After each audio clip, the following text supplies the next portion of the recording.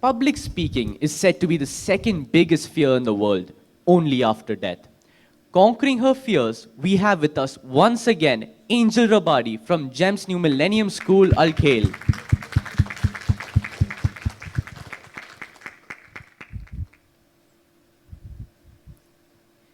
In the past few days, I've read about 32 definitions of ordinary. 32 definitions, none of which really hit you in the eye. 32 definitions? Where? Oxford Dictionary, Collins Dictionary, Merriam-Webster, Britannica, Google Blocks, even Thesaurus. You name it, I've read it. What makes something ordinary? It's not just sitting around and waiting for something to happen. No, of course it's not that. I think we can all agree on the fact that it's more of an abstract concept, not a concrete word when you're really thinking about it. I was watching a TED Talk by Sherwin Newland, and he used an example of a sort of a surgery that really related to the word ordinary. He said that if there's one single operation for a disease, you know it works. But if there are 15 different operations for one single disease, you know none of them work. And that's the way it is with the word ordinary. It has a meaning different for every one of us, but it's humanizing for all we know. Let me tell you why you shouldn't believe everything you read. I was going through all these dehumanizing definitions of the word ordinary, and I came across this one definition that was stated by dictionary.com. It said that ordinary meant of somewhat inferior, even below average, commonplace, of no special interest and quality. But on the contrary, when we were all young, well, apart from my generation, we received stickers, smiley stickers on our hands for getting good marks, doing a good deed in class, getting an extra bar of chocolate from your friend during their birthday, having Wi-Fi. These are all ordinary. And we learned eventually that these ordinary things are what make us smile. You know, I'll talk about my experience. I stepped up and applied for the position of school president, and this time only one could be chosen. So I campaigned hard and left absolutely no stone unturned. I'd done everything I could to get it. And then, the day of the results, I lost. I cried, and I cried a lot. I even wrote an email to reconsider the management decision. And you know what? I got the most beautiful, beautiful reply to it. It made me change my perspective on ordinary. Even if I'm not on the student council, even if I don't hold a position, I can still continue doing things whilst being ordinary. And that's how I consider myself. Ordinary, but omnipresent. And I am Angel Rabadi from grade 12, and I'm currently studying at GEM's new Millennium School.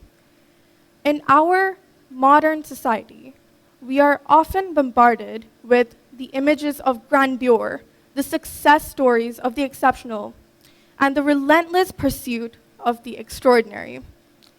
With all these collective things, it makes it so easy for us to believe that the key to a fulfilled life, it lies in the extraordinary. I mean, the extraordinary career, the extraordinary achievements, the extraordinary events. Paradigms. To me, ordinary is like a paradigm. A paradigm is said to be a set of beliefs, a set of values, or a typical pattern. But again, it's so paradoxical because in my generation, as we call it the Gen Z, breaking out of the matrix is the new ordinary, trying to jump out of the ordinary. It makes it the new norm, the new ordinary. And it's like saying orange is the new black. And really, to me, it's not such a repulsive thought. We're all taking our own paths. We're all paving our own paths to sort of fit into the societal norms. I know it seems tempting to look up to the big shots.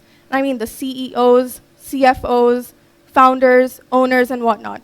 And it's even more tempting to want to be in that position. And of course, there's nothing wrong with aiming big. But the fact is, in our society, we will never hold true authority. We will never possess true authority. I don't mean this in a degrading tone. Now look at it this way. Even CEOs must answer to their board of directors. Even CFOs must answer to their shareholders. And it keeps going like this until we reach a certain point called the ordinary. If we all persist in viewing our lack of formal authority as a constraint, we will always, always, and always be waiting for the next promotion or the next position in line. The middle. The middle is where the ordinary is. The middle is where the heart of an organization lies. The pulse of its people resonate. It's a vantage point that helps foster collaboration, helps inspire collective action. The middle is not a place of mediocrity. It's a place where we hold the power to change things. And well, if you're looking for a more philosophical deliverance, here goes. In a world dazzled by the brilliance of extraordinary, we often forget that it's the ordinary that sustains us.